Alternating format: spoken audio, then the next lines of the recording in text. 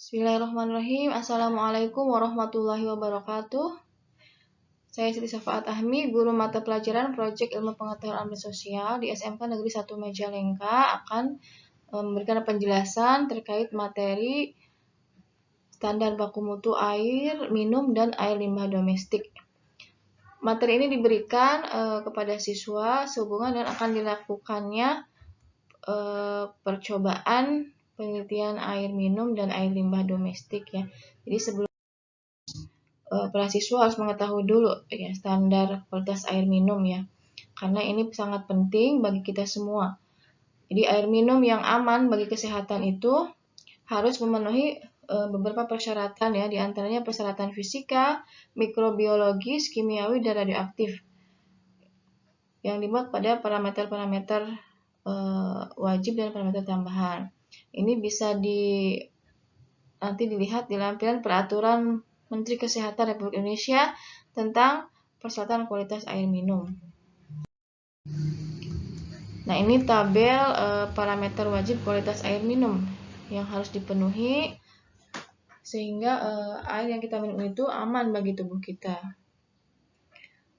Jenis parameternya ada 4. Yang pertama parameter mikrobiologi memuat di sini kandungan bakteri coli ya dan total bakteri coliform, bahwa jumlah kadar maksimum yang diperbolehkan itu 0 ya, jadi tidak boleh ada sedikit pun bakteri dalam air minum. Kemudian di sini ada kadar parameter kimia anorganik, terdiri dari parameter arsen, fluorida, kromium, kadmium, nitrat, sianida, selenium. Di sini kadar maksimumnya tertera di sini dalam satuan miligram per liter, jadi tidak boleh melebihi kadar maksimum yang diperbolehkan. Kemudian ini ada parameter yang tidak langsung berhubungan dengan kesehatan tetapi wajib juga. Yang pertama parameter fisik, yaitu kaitan dengan bau, yang tidak air yang bersih yang berkualitas itu tidak berbau. Kemudian warna maksimumnya 15 TCU.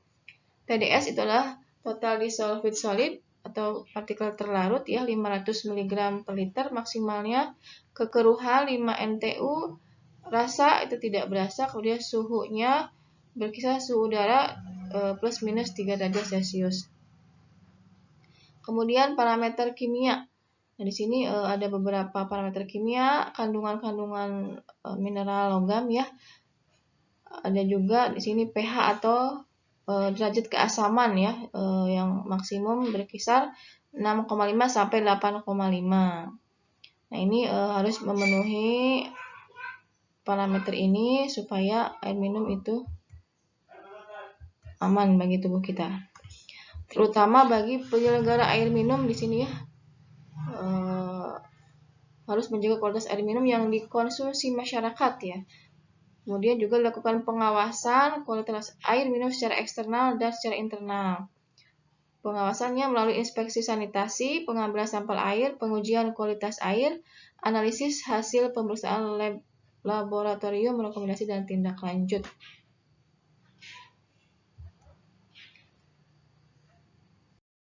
Kemudian tadi untuk air minum, dan di sini kita harus mengetahui juga tentang air limbah gitu ya, karena di setiap aktivitas kita itu juga ada menghasilkan limbah ya, yang berbentuk cair di sini atau air limbah. Nah, air limbah itu juga tidak boleh langsung dibuang ke lingkungan ketika dia melebihi standar baku mutu air limbah ya. Jadi kita lihat bahwa air limbah domestik itu yang dihasilkan oleh perusahaan tidak boleh langsung dibuang ya, harus diolah terlebih dahulu. Nah, ini ada standar baku mutu air limbah yang dikeluarkan oleh pemerintah. Nah, ini kita lihat baku mutu air limbah domestik berdasarkan peraturan pemerintah. Ketentuan air limbah domestik diatur dalam peraturan pemerintah di sini. Apa yang dimaksud dengan air limbah domestik dan baku mutu air limbah domestik ya, di sini akan dijelaskan. Air limbah domestik itu adalah air limbah yang berasal dari aktivitas hidup sehari-hari manusia yang berhubungan dengan pemakaian air. Sedangkan baku mutu air limbah domestik adalah ukuran batas atau kadar unsur pencemaran dan atau jumlah unsur pencemar yang tenggang keberadaannya dalam air limbah yang akan dibuang atau dilepas ke dalam sumber air dari suatu usaha dan suatu kegiatan.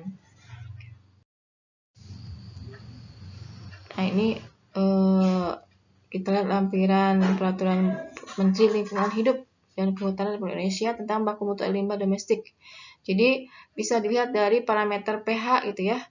Air limbah kadar maksimumnya 6-9, BOD itu biological oxygen demand, jadi oksigen terlarut itu yang dibutuhkan oleh bakteri untuk mengurai mikroorganisme di dalam air ya, itu 30 mg per liter. Kemudian COD itu adalah kandungan chemical oxygen demand.